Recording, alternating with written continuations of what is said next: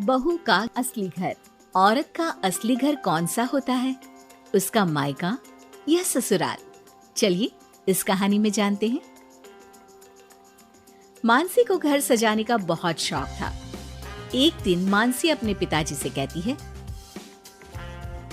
पापा, कल आते वक्त सड़क के किनारे लगे रंगीन गमले लेते आना, छत में छोटा सा गार्डन बनाऊंगी।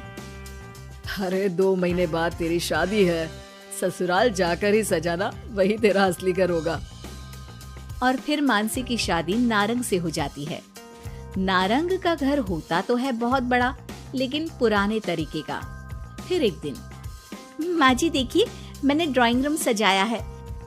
ये नया बड़ा टीवी और सोफे कैसे लग रहे हैं माँ जी? अरे ये सब नहीं चलेगा। यहाँ मेहमान आते हैं तो आराम से खटिया में बैठेंगे, सोफे में कहाँ पीठ सीधी करेंगे। और रंगीन टीवी का रिवाज हमारे घर में अभी नहीं आया है, समझी? सास मानसी को लगभग फटकार से लगाकर वहाँ से चली जाती है। वो सास से माफी मांगकर कमरे को फिर से पुराने जैसा ही सजा देती है। एक दिन किचन में मानसी सब्जी बना रही होती है कि तभी उसका पति वहाँ जाता है। अरे ये क्या कहते हैं इस सब्जी को? परवल जी, हमारे मायके में तो खूब बनती है। आज मन था खाने का तो सबके लिए बना दिया। अरे खाने का मन हो तो अपने घर पर जाकर खाओ ना। अब मानसी समझ जाती है कि पिता ने उसका दिल रखने के लिए ये कहा होगा कि ससुराल ही उसका असली घर है, जबकि उसका असली घर तो उसका मायका ही है। मानसी अपना सामान पैक करके मायके जाती है, जहां वो अपना सामान अपने कमरे में रख ही रही होती है कि मानसी, ये सामान यहाँ मत रखो, ये तुम्हारी भाभी का कमरा है। तुम एक काम करो, कुछ दिन के लिए सामान मेरे कमरे में रख लो। कुछ दिन के लिए मतलब? अगर मुझे हमेशा रहना पड़ा तो माँ? अरे शुभ शुभ बोलो बेटी, हमेशा क्यों मायके में रहेगी? बेटी का असली घर तो उसका ससुराल ही होता है। मानसी को माँ की बात समझ में नहीं आती कि आखिर कौन सा घर उसका है। वो इसी उधेड़-बुन में अपने कमरे में जाती है जो शादी से पहले उसका हुआ करता था। अलमारी खोलती है कि तभी पीछे से उसकी भाभी उसे टोक देती है। अरे दीदी, ये क्या? कुछ चाहिए था क्या? मुझे बोल देती। नहीं, मैं तो बस वैसे ही अपनी अलमारी में देख रही थी, लेकिन यहाँ तो मेरा कोई भी सामान नहीं है। दीदी, अब ये अलमारी मेरी है। आपकी शादी के बाद कमरा और अलमारी दोनों ही मेरे हैं। अगर आपको यहाँ आना है मेरे कमरे में या अलमारी से कुछ चाहिए तो आप मेरी इजाजत ले लीजिएगा। मानसी को भाभी की बात बहुत बुरी लगती है। वो सीधे माँ के पास जाती है। माँ, वो तो मेरा कमरा था। हाँ बेटा था, लेकिन अब तो तेरी अलमारी तेरे ससुराल में है ना। हाँ, लेकिन वहाँ तो मैं अपने अनुसार कुछ भी नहीं कर सकती।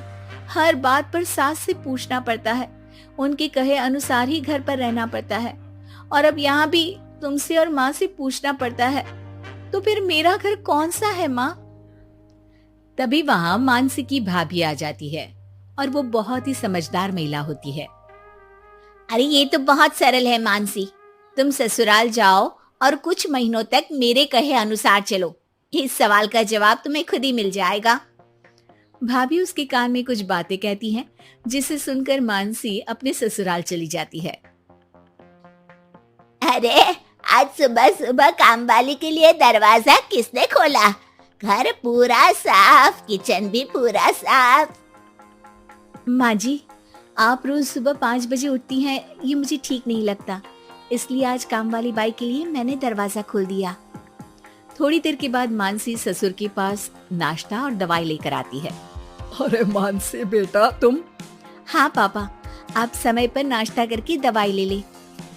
मानसी पति के लिए टिफिन पैक करती है और पति को देती है। अरे मानसी, आज तो मेरी अलमारी बहुत साफ है और आज खाना भी मेरी पसंद का। क्या बात है। धीरे धीरे मानसी ससुराल वालों में सबका ख्याल रखती है, सबका ध्यान रखती है। एक दिन, ये क्या है मानसी? अब माफ करिएगा मम्मी जी, आपके मना करने पर भी मैं एलईडी टीवी ले आई। काम करने के बाद जब मैं फ्री होती हूँ ना, तो टीवी देखने का बहुत मन करता है।